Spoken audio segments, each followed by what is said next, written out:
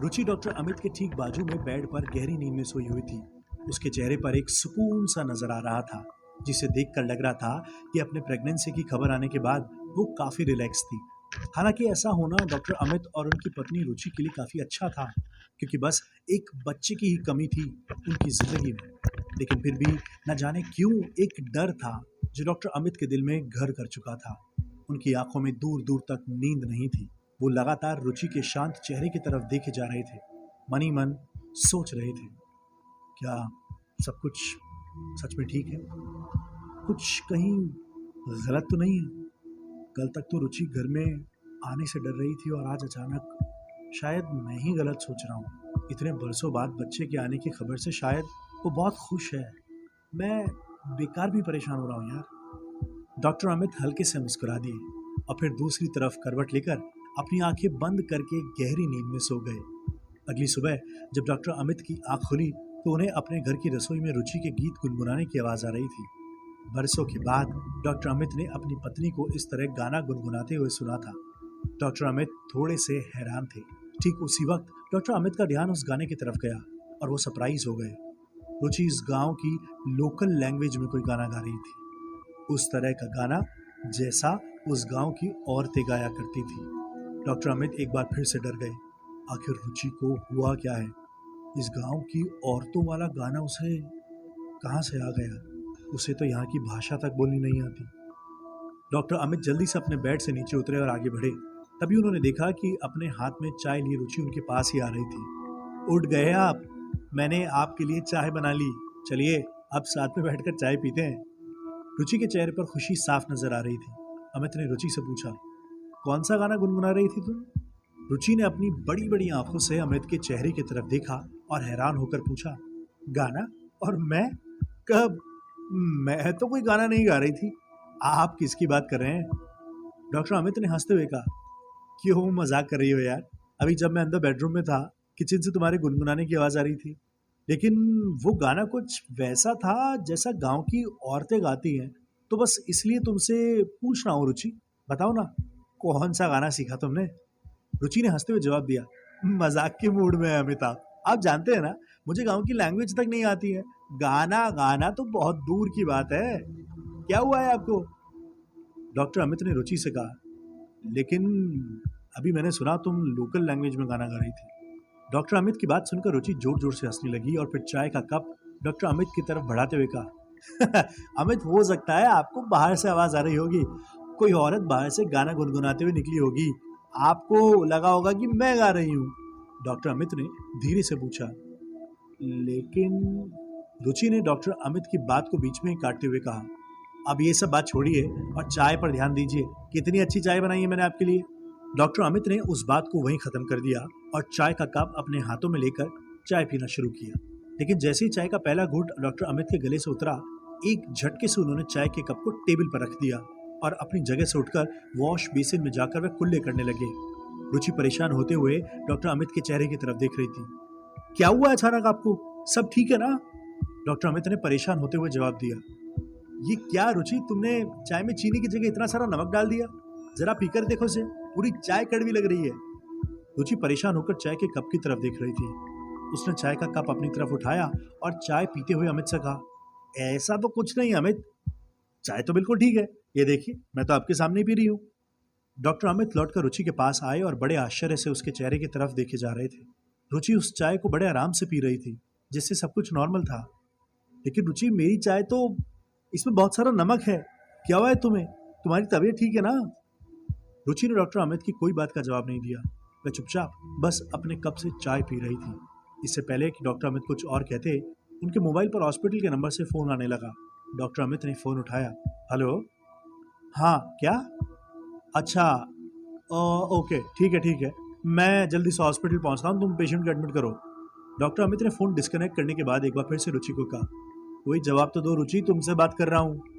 रुचि ने मुस्कुराते हुए अमित की बात का जवाब दिया, अमित चाय बिल्कुल ठीक है यार, देखो मैंने अपनी पूरी चाय खत्म कर दी है, मुझे तो इसमें कोई नमक जैसा टेस्ट नहीं आया। डॉक्टर अमित को इस वक्त अपनी पत्नी को कुछ भी बात समझाना सही नहीं लग रहा था, लेकिन वह बस इतना समझ चुके थे कि कुछ तो हुआ है, कुछ ऐसा जो अभी तक उनकी समझ से बाहर था। वह मनी मन डिसाइड कर चुके थे कि इन सारी बातों के पीछे वजह जानकर रहेंगे। लेकिन इस वक्त डॉक्टर अमित का हॉस्पिटल जाना बहुत ज़रूरी था, क्योंकि उनके पास हॉस्पिटल से फ़ोन आया था कि एक पेशेंट की हालत काफ़ी सीरियस थी और डॉक्टर अमित को जाकर उस पेशेंट का ऑपरेशन करना था। रुचि, मुझे हॉस्पिटल निकलना होगा, ब्रेकफास्ट मत बनाना, मैं शाम को जल्दी घर लौट आऊँगा।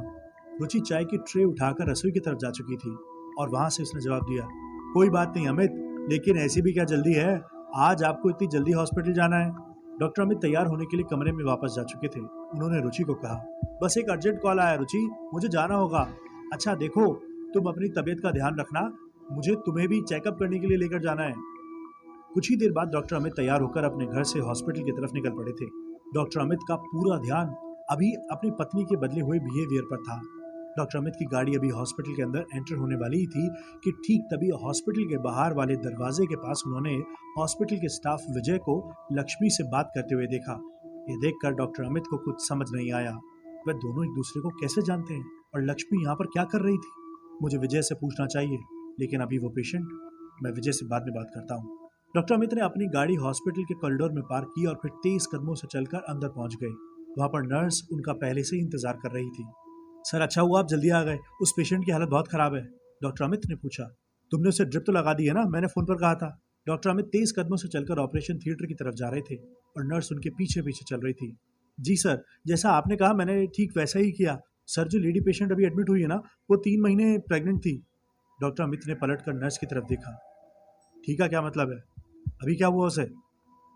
नर्स ने धीमी आवाज में जवाब दिया, सर ऐसा लगता है जैसे उसने सुसाइड करने की कोशिश की है, पॉइजन जैसा मामला लगता है। नर्स की बात सुनकर डॉक्टर अमित ने परेशान होते हुए कहा, ओके ओके, मैं जाकर देखता हूँ। कुछ देर बाद डॉक्टर अमित ऑपरेशन थिएटर से बाहर निकले। वो इस औरत का ऑपरेशन कर चुके थे। बाहर आने के बाद डॉक्टर अमित का सामना उस औरत के घर वालों से हुआ जो उस गांव के ही रहने वाले थे। डॉक्टर अमित ने उन लोगों से पूछा, क्या हुआ है और प्रेगनेंसी की हालत में जहर इसके पेट में कैसे पहुंचा?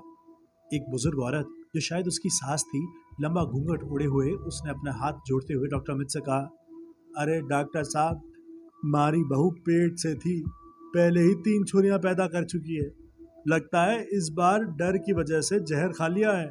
अमित को उस बुजुर्ग औरत की बात बिल्कुल भी अच्छी नहीं लगी। उन्होंने समझाते हुए कहा, आपको तो ध्यान रखना चाहिए था ना, आपकी बहू है। नहीं नहीं, घबराने की कोई बात नहीं है, वो खतरे से बाहर है, लेकिन उसको, ये बच्चे को नहीं बचा सके। उस औरत के पास खड़े बुजुर्ग आदमी ने डॉक्टर अमित की बात का जवाब दिया, कोई बात नहीं डॉक्टर साहब, बहू तो है ही मनहूस, एक छुरा तक पैदा ना कर सकी। डॉक्टर अमित को उनकी बात सुनकर काफी गुस्सा आ रहा था, लेकिन वह पहले ही रुचि की तबीयत को लेकर काफी परेशान थे।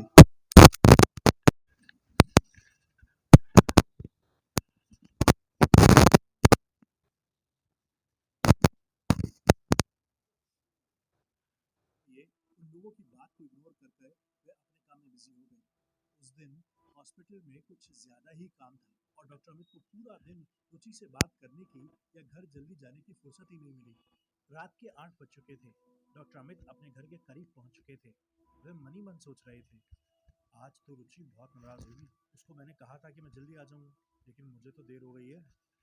डॉक्टर अमित ने अपने घर के बाहर अपनी गाड़ी पार्क की और फिर जैसे ही वो अपने घर के बाहर बने बड़े से आंगन में पहुंचे, डर और हैरानी से उनकी आंखें फटी की फटी रह गई। उनके आंगन में ठीक बीचों बीच जो नीम का पेड़ था, उसके नीचे एक औरत बैठी हुई थी। उसके बाल बहुत लंबे थे और पूरी तरह खुले हुए थे। उसके हाथ खून में सने थे।